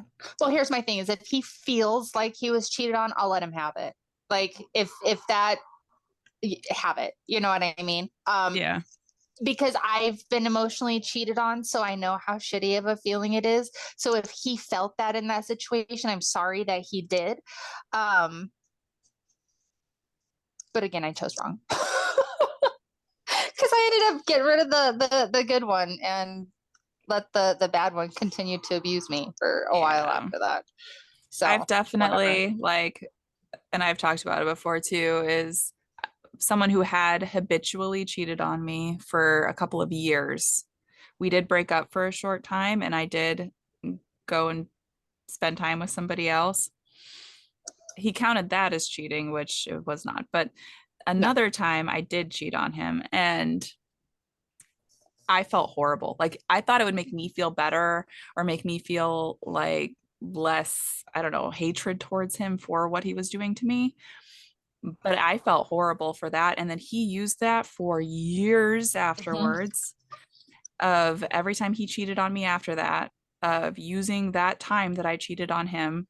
And I'm like, I haven't for years, and I feel horrible, but you're continuing to do it. So you obviously don't feel horrible. Yeah. Yeah, exactly. Yeah, no, my Francis is a big cheater. I I caught him on a date while he had a girlfriend, and let me tell you, that was one of the best, because the very last time he tried to get me back, he finally admitted that he had cheated on me. Before that, he never would. I mean, of course, it was my fault that he cheated on me because he was mad at me, so I drove him to cheating. Anyways, so he tried, I'm never doing that again. I feel awful. I feel horrible. And now knowing that, like, I know for a fact, because not only that, I had an insider with someone that he worked with, and they saw him a lot at work. And so he had like a work girlfriend there for a while. I guess she no longer works there, but he's totally still cheating on his current girlfriend. Um, yeah, yeah, like, yeah. So They don't, cheaters. like, they need help. Like, he has an addiction for Oh, sure. 100%. And but the thing is, if you're not getting help for that addiction, you're hurting other people. Like, your addiction is not an excuse to hurt people. You Right. need to go and get help. You need to do all the things to get help. And then if you mess up and you do end up backsliding or anything in it, you then need to admit to it and restart your help, just like any Well, other addiction. right. Yeah. Well, his is the narcissistic supply shit, Mm-hmm. because the women are what he supplies on.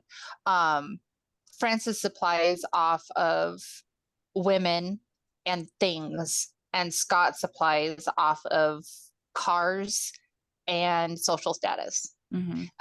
Camera stuff too, but I don't think he's doing that right now. So, Yeah. but yeah, it's And it's it's hard to tell. So when someone has narcissistic tendencies, it's so hard to tell if it's because of the addiction or if it's the addiction's there because of the narcissistic tendencies. Because it could go either way for certain people, that when they do get help and they're off of whatever it is they're addicted to, that the narcissism starts going away. But if they're narcissistic, it doesn't go away. And they usually end up finding something else to latch on to once that addiction's gone. And so they go from one addiction to another. And so it's very hard to tell when they're in active addiction, which it is, but the true. result is the same. So it's still Very true. abusive. It's still horrible, but there's hope for ones that it's just because of the addiction that they have those narcissistic tendencies to get those needs met. For sure. I've dated both. So Yeah. Because there's so many different variations of types of narcissists, and it's such an umbrella. They mm-hmm. all don't fit under the same. Yeah. Which our last guest we talked to was talking about cluster B, different types of cluster B. What would you call them? Mental illnesses or Mm-hmm. personality disorders. Oh, okay. And how each of them can look the same, but they're not the same, and the treatments are very different for them. So it's all about being honest, which it's really hard for any of those people to do, to get help and get the correct kind of help. Right. And we, when we're in active relationships with people like that, and we aren't healed ourselves, end up making excuses for them and we end up being very codependent, and we end up enabling them and trying to us thinking we're trying to get them help and thinking that we're doing things to make them happy or make them feel fulfilled. But they latch on to people like us. It's not our fault, but they seek us out and they know how to Mm-hmm. seek us out. And it takes us getting help and getting strong. And they wonder why we have such huge walls up. Well, we need those walls because I'm not getting back into that again. So. Oh yeah, no, I've totally gone to the other side of toxicity now, where I'm avoidant attachment disorder, where I push everyone away. Mm-hmm. And I used to, latch on to everybody and let everybody in. And now as soon as someone starts getting close, I'm like, oh, no, we're not. No, we're not. Nope, you're Yeah. staying back there. Yeah, it's going from one extreme to the other is also not healthy. It isn't, but I feel like you need to go there to then reel yourself back to realize what is healthy. Because I think that I think it is healthy to go to there and then figure it out. Because that And way you're at least avoiding the other side of things. that's true. That's I true. just really like slow to like that when I was younger, I could like meet somebody, you know, you could like talk all night for like 2 weeks and whatever. And they would always feel really close to me. I usually didn't, but now I'm not even willing to put that energy into people until I've kind of gotten a measure of them. So I need to see like consistency over time. So, because a lot of people will put their best foot forward, which might be a manipulative foot, or it might just be they're insecure, whatever. And I need to see who that real person is before I'm going to relax enough to, so occasionally I'll get complaints of like, well, how do I get closer to you? I'm like, maybe next year. It took us a year, Lee. Yeah, it did. Yeah. Yeah. It takes me a while. And I'm the first one, like first red flag, I'm out of here. Yeah. Yeah. First, Yeah. yeah. First red flag, I'm out of here. Yeah. I think for me, I've become an over communicator where I expect it from them too. So I need somebody who also is an over communicator. So we both know exactly where we're at, that we can be honest. And I think that's why Lee and I get along so well, is like, we could both, like, if Lee said, you did this thing that really bothered me, I hope that Lee knows that I'd be like, I don't want to do that again. How could I avoid doing that again? Yeah. And Well, like have that conversation instead of being and like, I'm offended.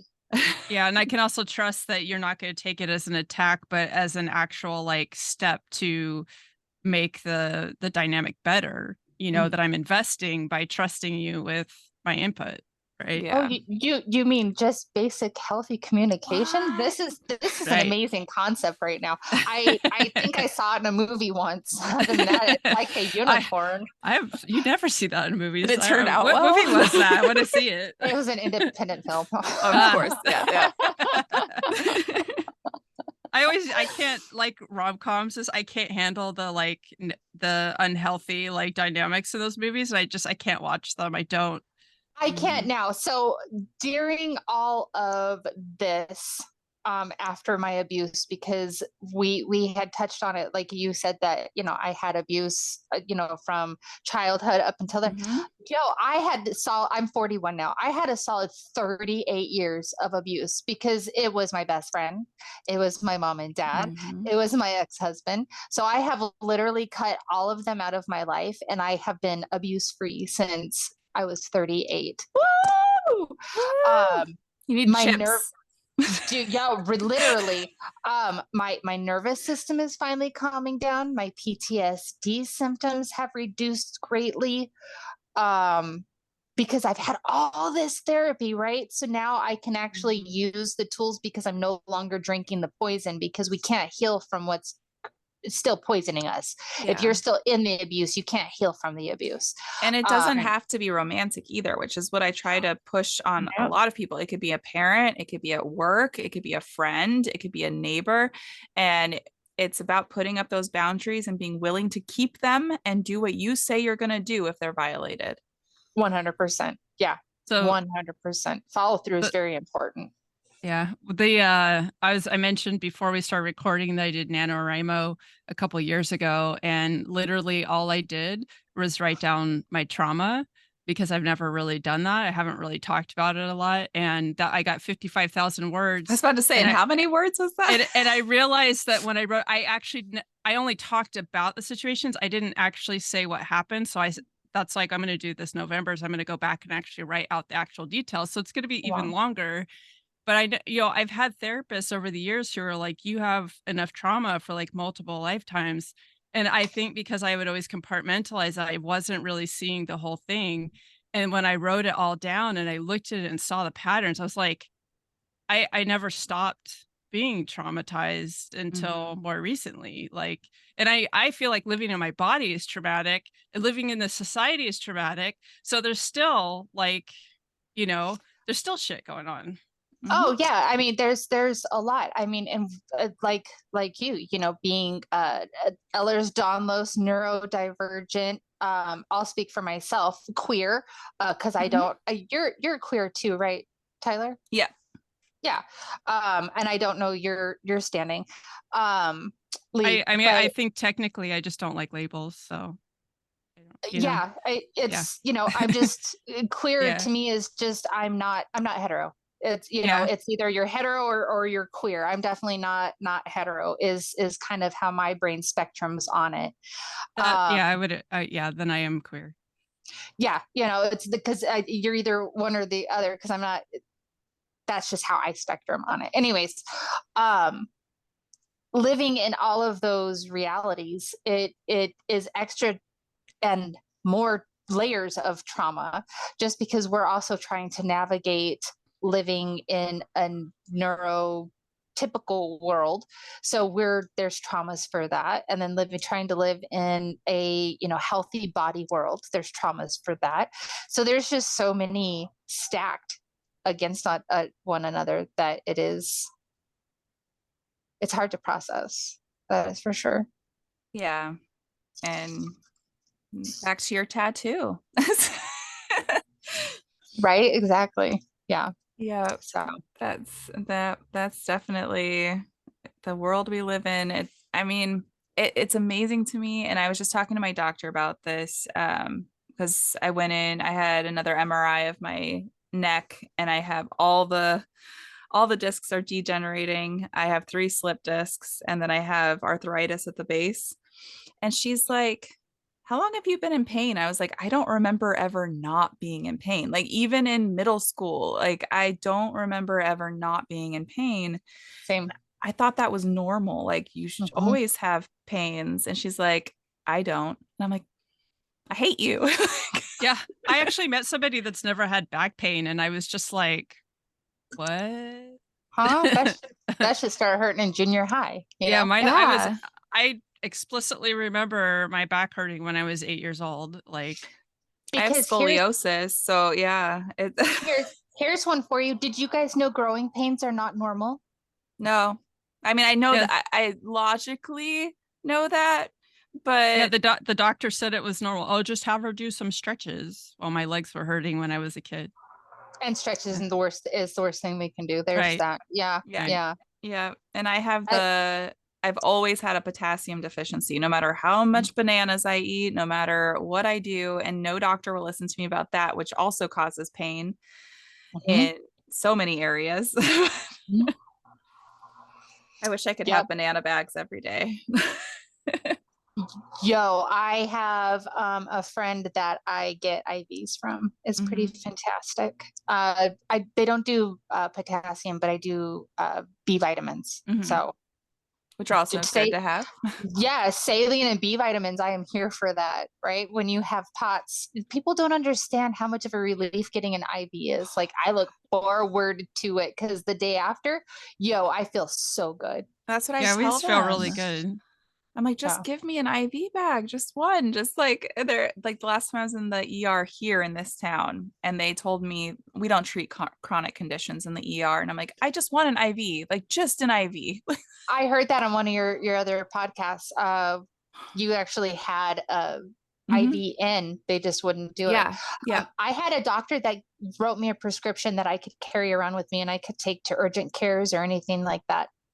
Oh, I Um, should ask I for that because I Mayo could will walk do in it. and get it. Yeah, yeah. So ask whatever doctor you get along with best if you can Yeah. have a prescription for IV fluids, and I then you go walk in into. tomorrow. So There you go. Yeah, it's that one saved me quite a few times. But this is even better because now I don't have to wait in line at urgent care and everyone else's germs, right? they're Yeah. gross. I avoid people that I don't like, and I get to go have my select one person that I do like. So Exactly. yeah, Nice. I'm So here for it. wonderful. Well, Yeah. are there any takeaways or any plugins that for any of your social medias or anything like that that you would like to put in for our listeners to be able to find you if they resonated with your story or anything? Oh, on Tiki Talkies, I am inked.red, INKED dot red, and then underscore Ember, EMBER. And then Instagram is also inked red, and then my professional photo stuff is Devious Red, DEVIOUSRED. And I will plug those in to the descriptions as well. Not everyone reads them, but if Fantastic. you want to find them, I will put them down there for you guys. Any other take homes that you want people to really resonate from your story? I think the biggest thing that I really want to push, because I don't think that this is pushed enough, is believe people when they tell you. If a woman comes to you and tells you, hey, this is my experience with this man that you're talking about or whatever, literally believe them. You can take it with a grain of, like, put it in the back of your memory and just be like, okay, I'm gonna keep a watch right here. Like, that is valid. I totally understand that. But do not say you don't believe them. Like, don't push it off. Don't think, that it's not possible. Oh, this man would never. Believe them. Um, I could have avoided so many things. Others could have avoided so many things if we were taught to believe other women or other survivors when they talk about their abuse. Just because that person is nice to you in person does not mean that that person is nice at home behind closed doors. Abusive people have friends. They don't abuse everyone in their lives. Exactly. Yeah, exactly. I mean, and that's the whole thing is, these perfect families, they look like perfect families, but the door's closed, you guys. The spouses, same things. You may go out to parties. Everyone always thought that Francis and I were like the couple that everyone wanted to be. But at home, no, I was being mentally, verbally, everything abused.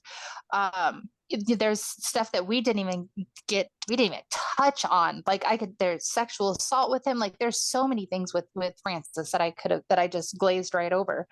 Anyways, I could have avoided all that if I would have listened to his ex. Like, Yep. yeah, I would have missed out on having my kids, but literally I could have missed out on 16 years of abuse, and I think I would have been okay with that. Yeah. You know, not having my kids, but But not you wouldn't having know at the same full time. Like you. right. Exactly. Yeah. Exactly. Yeah.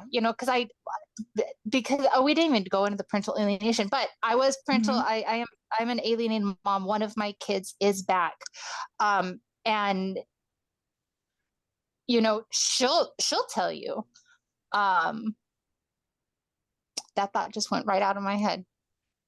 Yeah. Whee! It flew away. It's gone. That's It's okay. gone. Honestly, though, I feel like eventually when you are comfortable, you should have your own podcast. Maybe someday. Maybe someday. You do a Maybe. lot of good work on TikTok, though, and talking about things and going on live there and making content. What I would like to do is I'd like to write a book, but I'm not a writer, so I'd like to find someone to write a book for me. Lee writes words. Yeah. To be fair, I used voice recognition so that I didn't have to type it. And then, I'm just going to go through it and read it and clean it up. So, but yeah, getting it written and then finding an editor and finding someone who can go through it and make it coherent and go through the work. But yeah, writing is the first step. And I have been told this, I've been writing. I'm writing a multimedia book though. So mine is poetry, journal entries, and then art. So I'm doing one page of each throughout the book in that. Oh, I'm excited for that. I'm about 50 pages. So I need a lot more, but that's a lot though. That's like solid start. I need more of the journal entry part that I'm willing to share. That's the hard willing part. to share part. Yeah, exactly. It's like once it's out there, it's out there. And I know that some of the people that it's about, because I've tried to because I'm actually handwriting it all. I didn't want any of it typed. So I want it in my handwriting for the whole book. Wow. And don't your hands hurt? Do you have problems with your hands yet? I do, and I actually have my my carpal tunnel things here, and got it. Okay. Yeah, because I'm like I can't hold tools. I could like coloring. Oh, I want to color so bad, but my hands end up hurting so bad afterwards. They do. I do like one page at a time, and I do end up holding my pencil different now. I've noticed that, so I hold it. Here's some eyeliner with this finger instead. Like it used to be here, and now I hold it here. Um, I've noticed that I hold things differently to try to not hurt as bad, but I wanted to get it out. And that's part of why I've been working on it, is because I want to get it out before I can't write like that anymore.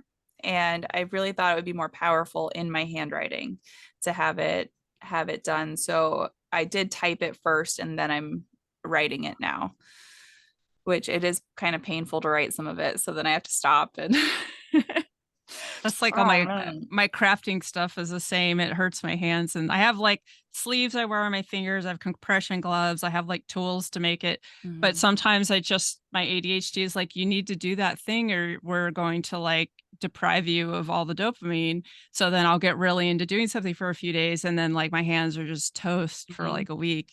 Yeah. Or my Mhm. back or my neck or whatever it is that's mad about it. And it's, but one of the things I've learned to do is to shift the ADHD focus, not completely, but a little, so that I don't do the same thing 2 days in a row.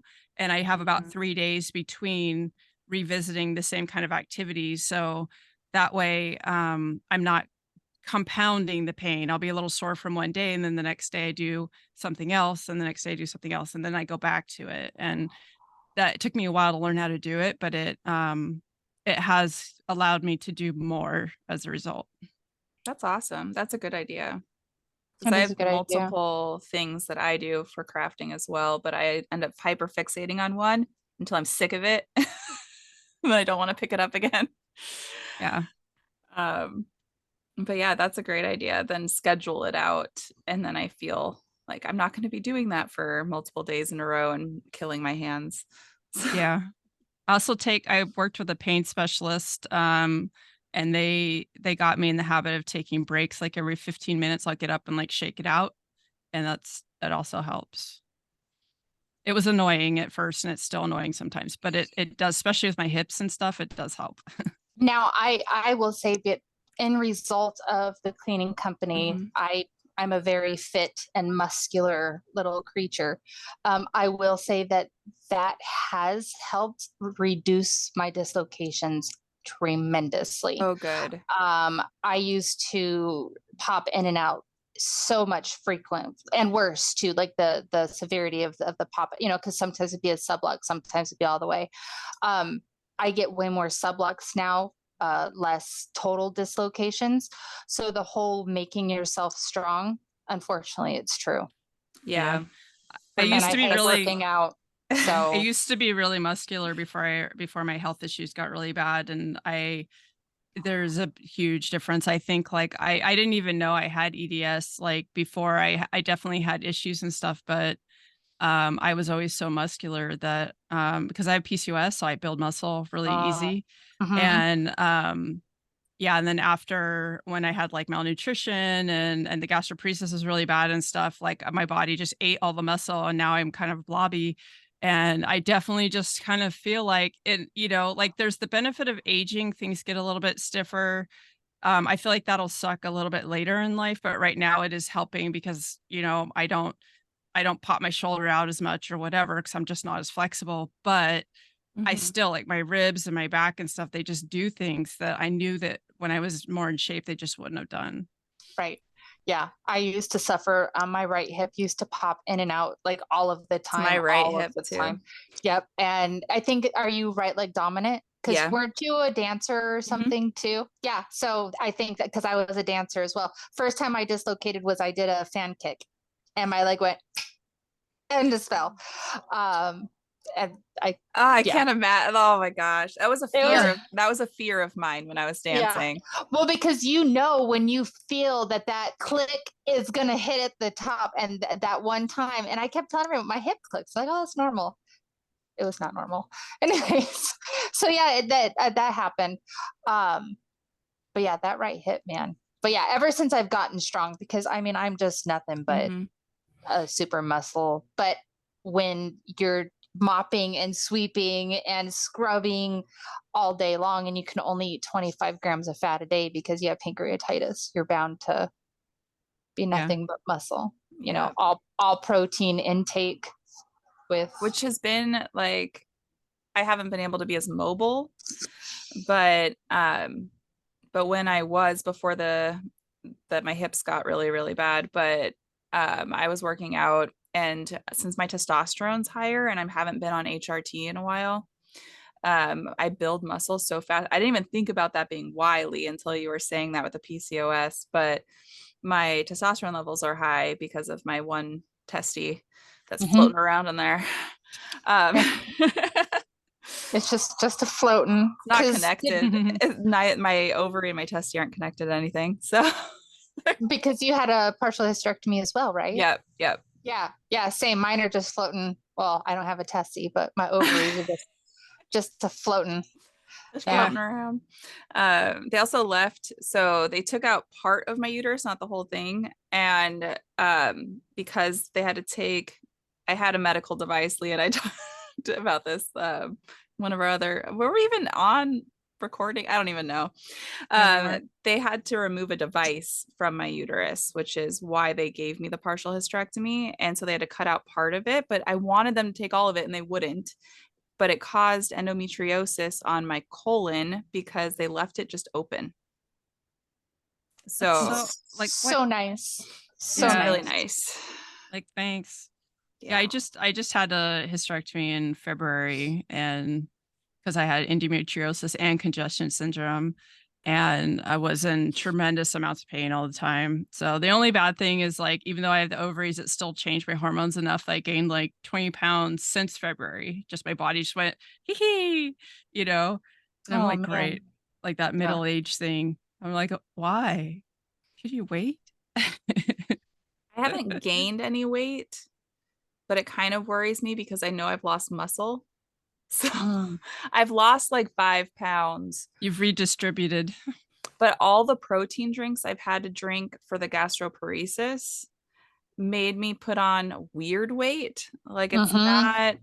it's not, it's weird. These things Because are it's Yeah, not not huge. food. Yeah, yeah, because it's not food, right? Like so Yeah. it's just processed protein or whatever. I mean, yeah, Hmm. they're made out of plant protein, but here's the thing.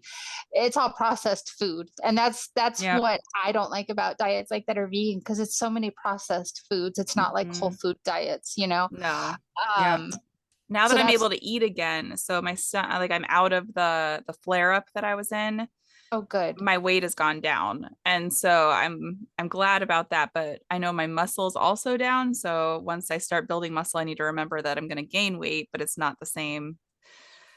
I It'll only, redistribute over time. Give it to yeah, Again. me. Just Yeah. just hand me over. I'll take a solid 15 you pounds can from take one of someone. these. That's probably about 15 pounds. I, I don't want those. I'm a fan of being part of the itty bitty titty committee. Hey, Dude, there's something like you're lucky you have there's something about going to your like perimenopause or whatever that makes them grow. Like I've always been very, very aerodynamic, like and very happy that way. I've never wanted like more.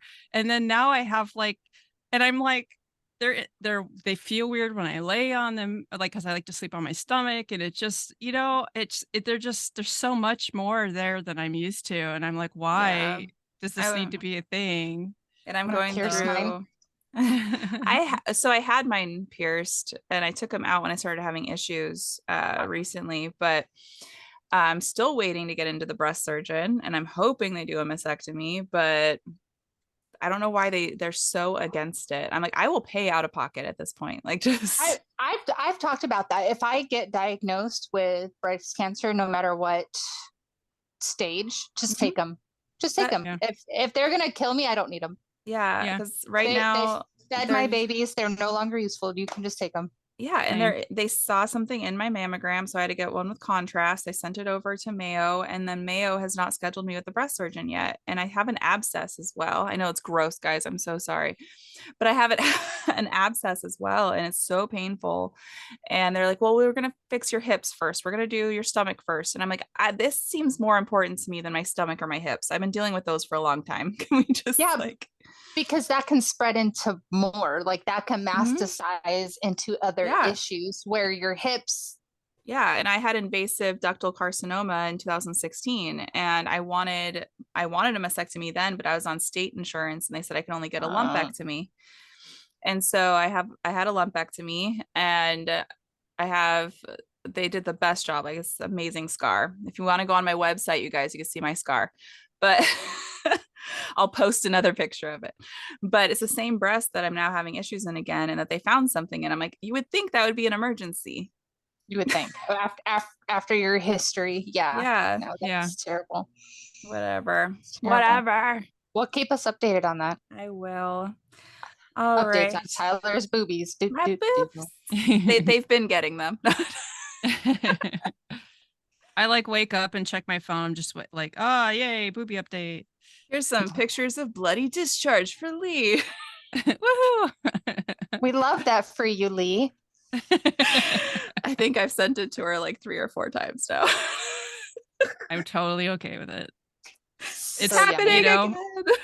Yeah, it's the experience of being human. I think all of it. I don't believe in TMI. Yeah.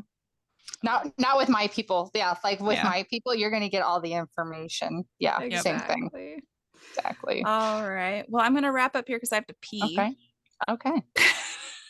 I also have to pee. Perfect. I don't know why I always have so many drinks around me that I'm having, because then by like the 2-hour mark, I'm like, I gotta go. ADHD RS. Oh Yeah. goodness. I know I have to have that, or else I like feel like I'm missing something. I'm surprised that I usually have 3. I have 2 today. I have my iced coffee and my prebiotic fake soda. So Oh, that boppy, right? yeah, they're so good. Like this is what I contribute to my gastroparesis being under control right now. Like having these, if I don't have it for a couple days, I start throwing up again. Have you looked into digestive enzymes? You should do that too. I take them. Okay, good. Okay, I think it was it Lee? Were you the ones who sent me some that I ordered? Someone sent me some that I ordered, and they've been awesome. Yeah, I swear by them. Even if you don't have issues, when my Shannon and I go out to eat, I give them to her too, and then she feels it just helps with bloating. It just helps your body digest better. Anyways, go ahead, do your thing. Sounds good. Awesome. Well, thank you all for coming and for us having Ember on. And if you ever want to come back or have more to say, you are more than welcome to come back and be on again. And yeah, thank you guys. Do all the stuff, push all the buttons, subscribe, like, it helps us. Share it if it's worth sharing and you know someone who would love to hear this story and feel less alone. And if you have anyone that you want us to talk to on the podcast, feel free to send them our way. I'll post the email address in the link or in the bio. And have the best week ever. Bye. Bye. Thanks for having me, guys. Have a good one. You too.